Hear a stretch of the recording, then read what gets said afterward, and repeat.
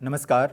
आज हम बात करेंगे उपन्यास और कहानी के इस पाठ्यक्रम में विशेष तौर पर गोदान की, और गोदान के साथ साथ जिस कालखंड में गोदान की रचना हुई थी उसी कालखंड की एक और महत्वपूर्ण रचना राम की शक्ति पूजा की। गोदान प्रेमचंद की कृति है और राम की शक्ति पूजा निराला की। आप सब जानते हैं, साहित्य के विद्यार्थी हैं, दोनों रचनाकारों को आप ठीक से जानते हैं, दोनों के कृतित्व से परिचित हैं, दोनों की महानता से परिचित हैं। इन दोनों रचनाओं को एक साथ लेने का सबसे बड़ा कारण इनका रचना काल है। दोनों रचनाएं 1935 और 36 में लिखी गईं। दोनों रचनाओं में अपने समय का सत्य आया है, जिसे हम साहित्य की भाषा में युग सत्य कहते हैं। तो दोनों में युग सत्य आया है। जिस तरह प्रेमचंद ने अपने उपन्यास में अपने समय की सामाजिक, सांस्कृतिक, आर्थिक भी कहना चाहिए उसमें, और राजनीतिक समस्याओं को पकड़ा है, उसे चित्रित किया है, अभिव्यक्त किया है, उसी प्रकार निराला ने भी अपनी इस लंबी कविता में किया है। गोदान गद्य में है, उपन्यास का शिल्प है, वो उपन्यास है, और राम की शक्ति पूजा एक लंबी कविता है, महाकाव्यात्मक औदात्य वाली लंबी कविता। राम की शक्ति पूजा राम को केंद्र में रखकर लिखी गई है, बल्कि कहना चाहिए कि राम और रावण के युद्ध को केंद्र में रखकर लिखी गई है। और गोदान जो पूरा कालखंड था, जो औपनिवेशिक दासता का कालखंड था, जिसमें पूरा भारत अंग्रेज़ों का गुलाम था, उसको केंद्र में रखकर लिखी गई कृति है। माध्यम बना है होरी जैसे लोग, उस समय के जमींदार, उस समय की वे स्त्रियां जो स्त्री मुक्ति के लिए संघर्ष कर रही थीं, और वे स्त्रियां भी जो ग्रामीण परिवेश में रह रही थीं और जो परंपरागत ढंग से रहने के लिए विवश थीं। यानी कि एक बड़ा वितान बनाया है प्रेमचंद ने गोदान में। हमने गोदान को लेकर कुछ और चर्चाएं भी आपके साथ की हैं, उनमें भी ये प्रसंग आए हैं। लेकिन आज जब हम गोदान और राम की शक्ति पूजा को आमने सामने रखकर बात कर रहे हैं, तो विशेष तौर पर स्त्री प्रसंग की बात हम करेंगे ही करेंगे, क्योंकि राम की शक्ति पूजा के केंद्र में भी सीता हैं। सीता की मुक्ति का प्रसंग है। हम सब जानते हैं कि वह कालखंड माँ भारती की मुक्ति का प्रसंग है, भारत माता की मुक्ति का प्रसंग है, भारतवर्ष की मुक्ति का प्रसंग है। निराला ने भारत की मुक्ति के प्रसंग को राम कथा के साथ जोड़ दिया है। गोदान में किसान की मुक्ति का प्रसंग है, स्त्रियों की मुक्ति का प्रसंग है, और प्रकारांतर से भारत की मुक्ति का प्रसंग है। आप देखेंगे कि पूरे कालखंड में अंधेरा छाया हुआ है। उसमें गांधी जी थोड़े से निराश हो चुके थे, भगत सिंह को फांसी हो चुकी थी। भारतीय राजनीति में एक तरह से अंधेरा छाया हुआ था, किसी की समझ में कुछ नहीं आ रहा था। ऐसे समय में गोदान की रचना होती है, ऐसे ही समय में कामायनी की रचना होती है, जयशंकर प्रसाद कामायनी की रचना करते हैं। ऐसे समय में राम की शक्ति पूजा की रचना होती है। ये अकारण नहीं होता है। ये तीनों रचनाकार आपस में एक दूसरे से कम इस विषय पर तो चर्चा नहीं ही कर रहे थे कि वे क्या लिख रहे हैं, किन विषयों को उठा रहे हैं, लेकिन युग सत्य रचनाकारों की वाणी में स्थान पाता ही पाता है। वही रचनाकार कालजयी बनता है जो कालजीवी भी होता है। जिसे अपने समय के सत्य की पहचान नहीं होती, वह आने वाले समय के सत्य की पहचान नहीं कर पाता। जो रचनाएं अपने समय में महत्वपूर्ण होती हैं, अपने समय को साथ लेकर चलती हैं, उन्हीं में यह संभावना भी होती है कि वे आने वाले समय की भी पहचान कर सकें। प्रेमचंद इसी अर्थ में कालजयी कथाकार हैं, कालजयी चिंतक हैं। इसी अर्थ में प्रसाद भी कालजयी कवि, नाटककार, कथाकार हैं। इसी अर्थ में निराला भी महान कवि हैं। यानी कि ये सब कालजीवी भी थे अपने समय में और कालजयी भी हैं। यह भी अकारण नहीं है कि लगभग 75 वर्ष बीत जाने के बाद भी, सदी के करीब पहुंच रहे हैं हम लोग, इन रचनाओं को 1935 आते आते 100 वर्ष हो जाएगा इन रचनाओं को लेकिन इनकी महत्ता में कोई फर्क नहीं आया है। आज भी साहित्य के विद्यार्थी के लिए भी और ऐसे लोगों के लिए भी जो साहित्य के विद्यार्थी नहीं हैं, ये रचनाएं महत्वपूर्ण हैं। तमाम समाज वैज्ञानिकों के लिए गोदान प्राथमिक सामग्री की तरह है। औपनिवेशिक काल को समझने के लिए किसी समाजशास्त्री से कम महत्वपूर्ण नहीं है प्रेमचंद का रचना संसार। इतना विश्वसनीय कम रचनाकारों का संसार होता है जितना प्रेमचंद का है। यही निराला के साथ है। निराला का कवि कर्म विश्वसनीय कवि कर्म है और इसी कारण वह अपने पाठकों में उसी तरह विश्वसनीय बना हुआ है, उसकी जगह बनी हुई है। लेकिन जब हम इन दोनों रचनाओं पर बात करें, जब हम इन दोनों रचनाओं के कुछ प्रसंगों पर बात करें, कुछ समस्याओं पर बात करें, तो हमें याद रखना चाहिए कि यह सब कुछ अचानक नहीं हुआ। यानी जब प्रेमचंद स्त्री जीवन को लेकर केंद्र में आते हैं तो एकाएक नहीं होता है। यह प्रेमचंद से पहले स्त्रियों को लेकर भारत में कार्य हो रहे थे। उनकी मुक्ति को लेकर तमाम तरह के आंदोलन चल रहे थे। 19वीं शताब्दी का उत्तरार्ध ऐसे आंदोलनों से, ऐसे कार्यों से भरा हुआ है। सीमंतनी उपदेश जैसी किताब लिखी जा चुकी थी। हमें ये प्रसंग याद रखना चाहिए। रखमाबाई हो चुकी थीं। इतिहासकार सुधीर चंद्र ने बहुत विस्तार के साथ रखमाबाई के संघर्ष पर लिखा है। दलित आलोचक धर्मवीर ने सीमंतनी उपदेश पर बड़ा कार्य किया है। बाद के दिनों में उन्होंने यह भी ढूंढा था कि इस किताब की लेखिका का वास्तविक नाम माई भगवती था। सीमंतनी उपदेश 19वीं शताब्दी में लिखी गई वह पुस्तक है जिसमें पितृसत्ता के भीतर स्त्री की जो दयनीय दशा है उसका बहुत मार्मिक वर्णन हुआ है। विवाह संस्था को बार बार प्रश्नांकित किया गया है इस किताब में। जब हम ये बात कर रहे हैं तो ये इसका कतई मतलब न समझें कि यहाँ विवाह संस्था को अस्वीकार करने जैसी कोई चीज़ है। ये जो हमारे तमाम चिंतक थे, वे प्रेमचंद हों, वे निराला हों, वे प्रसाद हों, वे टैगोर हों, वे राम मोहन राय हों या नवजागरण के जो दूसरे अग्रदूत थे, ये सब लोग विवाह संस्था में विश्वास करते थे। लेकिन इन सबको मालूम था कि परिवार के भीतर स्त्री की दासता भी है।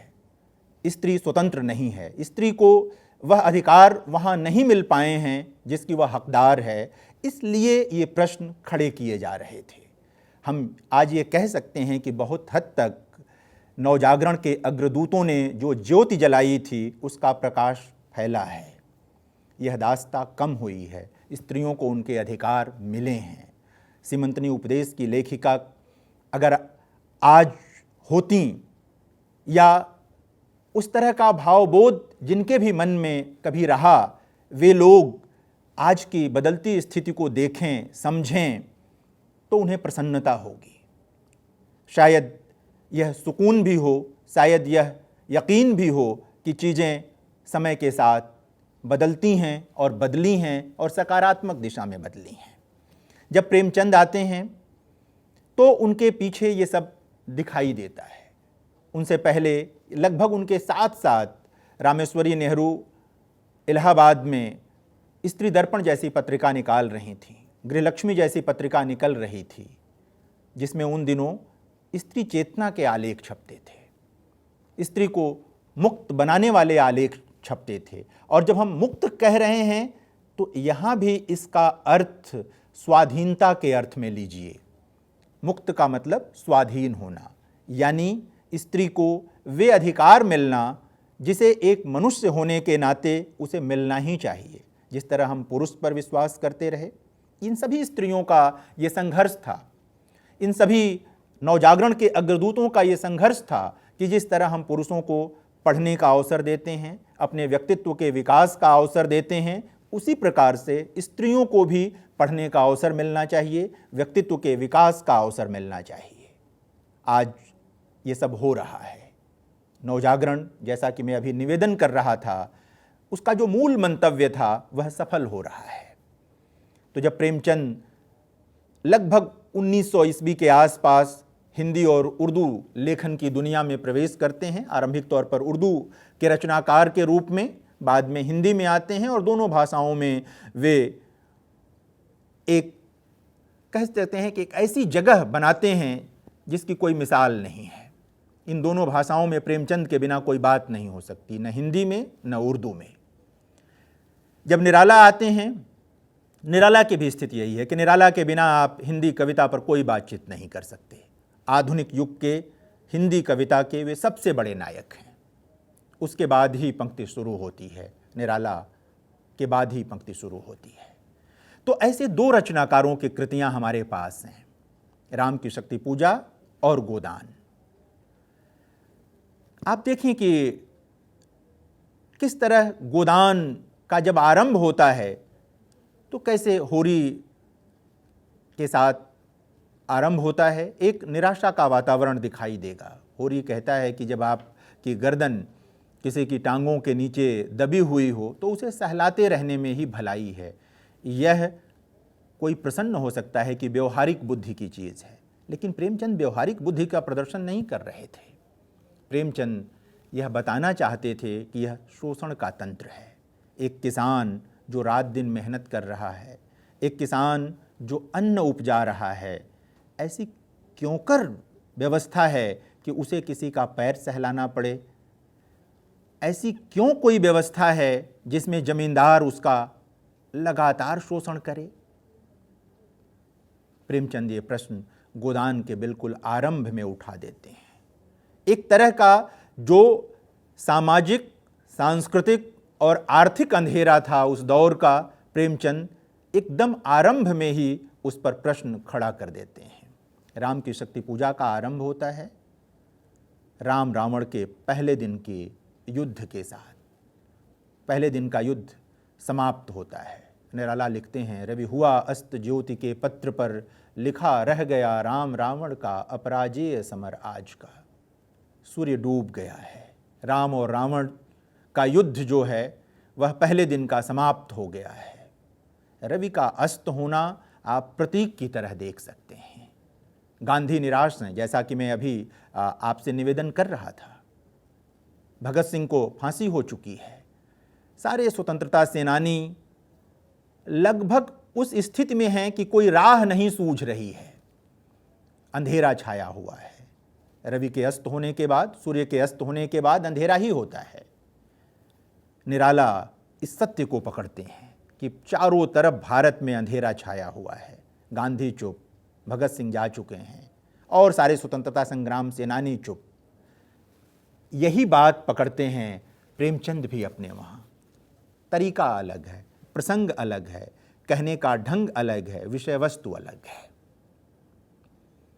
आप देखें, जब निराला आगे कहते हैं कि केवल जलती मशाल, आप याद करें निराला उस तरह गांधीवादी नहीं थे जिस अर्थ में प्रेमचंद को गांधीवादी माना जाता है। हालांकि गोदान तक पहुंचते पहुंचते प्रेमचंद का गांधीवाद के साथ एक आलोचनात्मक रिश्ता बन गया था। वे गांधी के प्रति अपार आस्था से भरे हुए थे तब भी, लेकिन वे अपने समय के सत्य को भी पहचान रहे थे। तमाम विचार सरणियाँ, वो डॉक्टर भीमराव अंबेडकर को भी महत्व दे रहे थे उस समय। जो तमाम विचार सरणियाँ उस समय विश्व में चल रही थीं, जिनसे मुक्ति की कोई भी संभावना बन सकती थी, प्रेमचंद उन सब पर विचार कर रहे थे, उन सब से प्रेरणा ग्रहण कर रहे थे। लेकिन जब आप विचार करेंगे कि केवल जलती मशाल, तो आपको गांधी याद आएंगे। उस दौर में गांधी दिखेंगे आपको। तमाम निराशा के बावजूद भी सब लोग गांधी की ओर टकटकी लगाए देख रहे थे कि उस अंधेरे में कोई राह अगर निकलेगी तो जिस तरह निराला को राम की शक्ति पूजा में लगता है कि राम से ही निकलेगी, यानी युद्ध का वातावरण है, राम रावण के युद्ध का प्रसंग है, तो वहाँ राह तो राम से ही निकलेगी। भारतीय राजनीति के संदर्भ में देखेंगे तो निराला को लगता है कि गांधी से ही राह निकलेगी। यही बात प्रेमचंद को भी बार बार लगती है। वे बार बार अपने कथा साहित्य में भी, बार बार अपने विचार साहित्य में भी गांधी को केंद्र में लेकर आते हैं। जैसा कि मैंने निवेदन किया, और लोगों को भी लेकर आते हैं, लेकिन गांधी केंद्र में है। तो ये आप देखेंगे कि आरंभ के साथ ऐसा, ये चीज आपको कामायनी में भी दिखाई देगी। कामायनी का भी जो आरंभ होता है वहां भी अंधकार है, लेकिन उसके बाद धीरे धीरे चीजें छंटती हैं, बनती हैं, ये रचनाकार देखते हैं। स्त्री का प्रसंग बहुत महत्वपूर्ण है निराला के वहां भी, और स्त्री का प्रसंग बहुत महत्वपूर्ण है प्रेमचंद के वहां भी। गोदान में अगर किसान समस्या के साथ साथ किसी दूसरी समस्या को अधिक जगह मिली है, तो वह स्त्री जीवन की जो समस्याएं हैं उन समस्याओं को मिली है। वो होरी की अपनी बेटियों के संदर्भ में हो, वो मालती के संदर्भ में हो, वो झुनिया के संदर्भ में हो, वो किसी भी आप क्रमशः बढ़ेंगे, वो दलित स्त्रियों के संदर्भ में हो, क्रमशः आपको दिखाई देगा कि प्रेमचंद ने उस उपन्यास में किसान जीवन के साथ साथ स्त्री जीवन को एक बड़ा फलक दिया है। इसी अर्थ में जो गोदान है वो सिर्फ किसान जीवन का उपन्यास नहीं है। अधिकांशतः विश्वविद्यालयों में पढ़ने पढ़ाने की प्रकृति है कि ये बताया जाता है कि गोदान किसान जीवन की कृति है, वो किसान जीवन का महाकाव्य है, लेकिन यह एकांगी अध्ययन है। गोदान एक वृहद सांस्कृतिक और राजनीतिक उपन्यास है, जिसमें संस्कृति के अनेक प्रश्न संश्लिष्ट ढंग से उपस्थित हुए हैं और प्रेमचंद ने उनको अपने ढंग से व्याख्यायित करने की कोशिश की है, प्रस्तुत करने की कोशिश की है। जब हम स्त्री प्रसंग पर बात करेंगे इस उपन्यास के संदर्भ में और राम की शक्ति पूजा के संदर्भ में, तो आप याद करें कि वो पूरा कालखंड पुनः, जैसा मैं कह रहा था कि भारतवर्ष की आज़ादी का कालखंड है। सबको लग रहा था कि भारत माता जो है वो कैद में है। उस कैद को दिखाने के लिए निराला सीता के अपहरण को दिखाते हैं कि रावण ने सीता का अपहरण कर लिया है, रावण की कैद में है सीता। आप सब जानते हैं कि इस महादेश में सीता को मां का दर्जा हासिल है। यही सत्य गोदान में प्रेमचंद अपने समकालीन मनुष्यों के साथ लेकर आते हैं। होरी हाड़-मांस का एक किसान है, जिसे हम आज भी देखते हैं अपने गांव में, अपने आसपास के परिवेश में। झुनिया हो, वैसी स्त्रियों से भी हम परिचित हैं, मालती जैसी स्त्रियों से भी हम परिचित हैं, हम राय साहब जैसे लोगों से भी परिचित हैं जिनका चेहरा बदल चुका है। अब राय साहब उस रूप में नहीं हैं जिस रूप में 1935-36 में प्रेमचंद के उपन्यास में थे, जिन्हें किसानों के दुख की चिंता नहीं थी, अपने ऐश्वर्य की चिंता अधिक थी, अपने सुख की चिंता अधिक थी, अपने तमाम तरह के कार्यक्रमों की चिंता अधिक थी। वो ये नहीं पूछते कि तुम लोगों के घर में आजकल खाना बनता है या नहीं बनता है।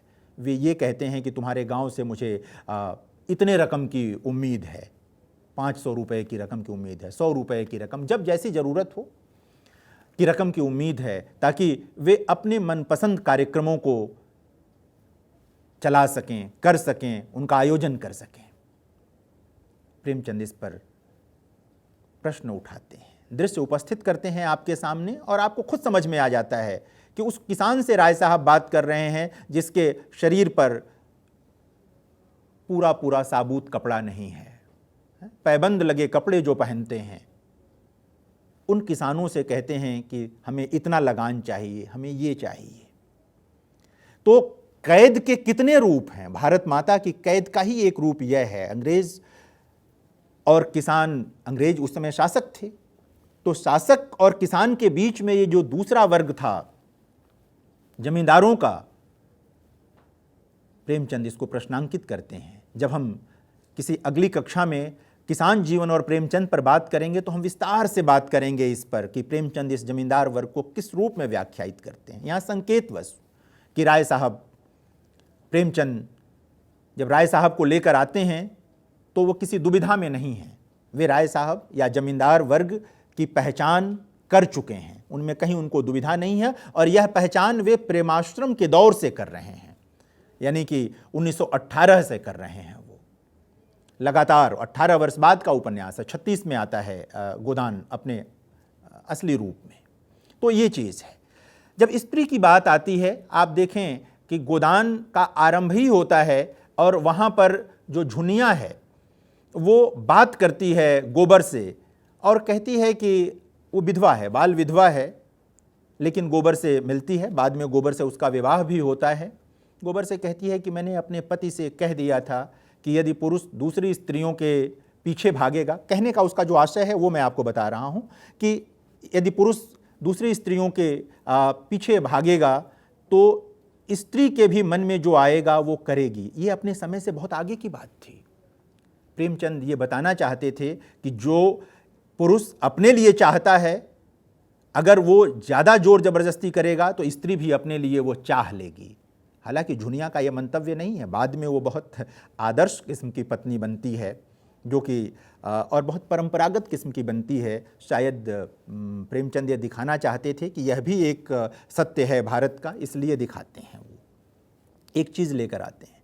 आप जब निराला के वहाँ आएंगे स्त्री को लेकर के, तो राम की शक्ति पूजा से पहले आपको सरोज स्मृति को एक बार देखना चाहिए। सरोज स्मृति निराला की एक ऐसी कविता है, हिंदी में उससे अधिक मार्मिक कोई दूसरी कविता नहीं है। पुत्री के शोक में लिखी गई कविता है। एक युवा पुत्री का निधन हो गया है। पिता उसे अंतिम यात्रा के लिए ले जाता है। दुख ही दुख है चारों तरफ, दुख ही दुख है चारों तरफ।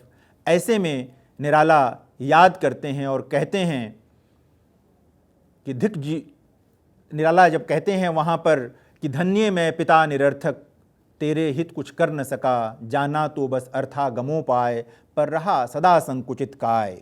यही निराला राम की शक्ति पूजा में राम के मुख से कहलवाते हैं। धिक जीवन जो पाता ही आया विरोध, धिक साधन जिसके लिए किया सदा ही शोध, जानकी हाय उद्धार प्रिया का हो न सका।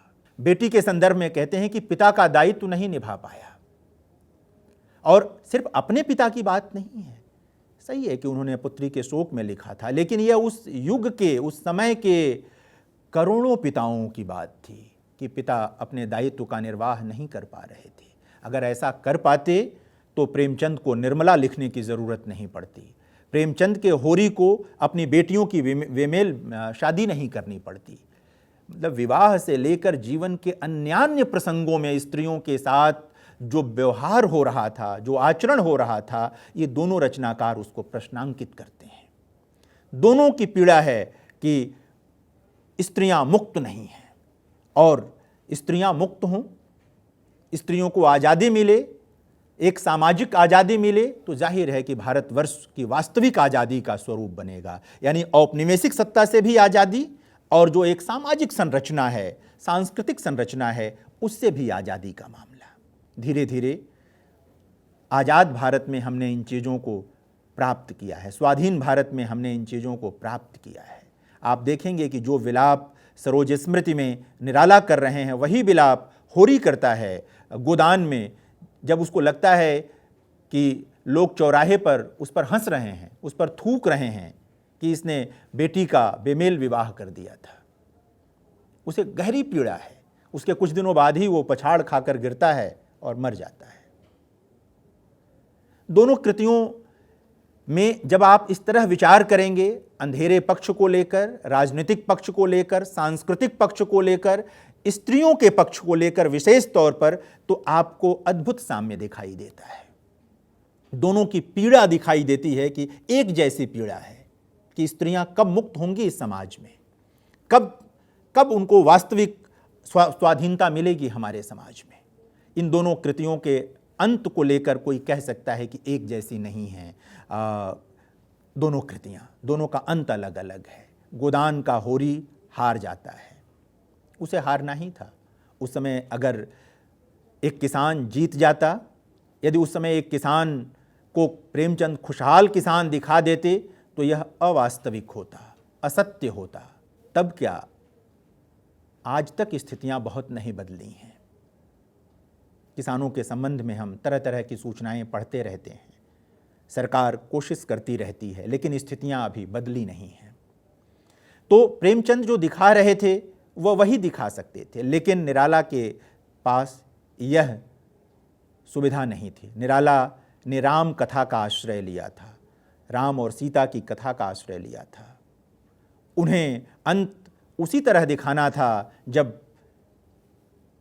प्रसन्न होकर देवी कहती हैं, होगी जय हे पुरुषोत्तम नवीन। राम को अंततः हारा हुआ नहीं दिखाया जा सकता था, इसलिए निराला ने वही किया, राम की विजय की संभावना दिखाई। निराला के मन में रहा होगा, यह उम्मीद रही होगी, और यह अच्छा हुआ कि निराला उस आज़ादी को देखने के लिए, उस स्वाधीनता को देखने के लिए भी जीवित रहे। प्रेमचंद को यह अवसर नहीं मिला। गोदान की रचना के कुछ दिनों बाद ही वे दिवंगत हो गए, लेकिन निराला को उम्र मिली, उन्होंने भारत की स्वाधीनता देखी और अपनी कविता को सत्य होते हुए भी देखा कि होगी जय हे पुरुषोत्तम नवीन। भारत स्वाधीन हुआ। निराला के अपने समय तक स्त्री मुक्ति का स्वरूप बनने लगा था स्वाधीन भारत में। संविधान द्वारा प्रदत्त सुविधाएं स्त्रियों को मिलने लगी थीं। प्रेमचंद भी यही स्वप्न देख रहे थे, किसानों के लिए, स्त्रियों के लिए, दलित समाज के लिए, आदिवासी समाज के लिए, वंचना जिनके भी पास थी, जो भी वंचित थे, सबके लिए प्रेमचंद और निराला स्वप्न देख रहे थे। वह स्वप्न धीरे धीरे साकार हो रहा है, लेकिन ये कृतियाँ आज भी इसलिए प्रासंगिक हैं, इन कृतियों को इसलिए एक साथ पढ़ना चाहिए कि आप यह देख सकें और जान सकें कि एक समय में एक तरह की समस्याओं को कहने के लिए, एक तरह की बात को कहने के लिए रचनाकार अलग अलग विधाओं का चयन करते हैं, अलग अलग कथा या काव्य विषयों का चयन करते हैं। विषय वस्तु अलग हो सकती है, लेकिन मूल संवेदना जो रहती है वो एक सी रहती है। बस उसको डिकोड करने की ज़रूरत होती है, बस उसे खोलने की ज़रूरत होती है, उसे कहने की ज़रूरत होती है।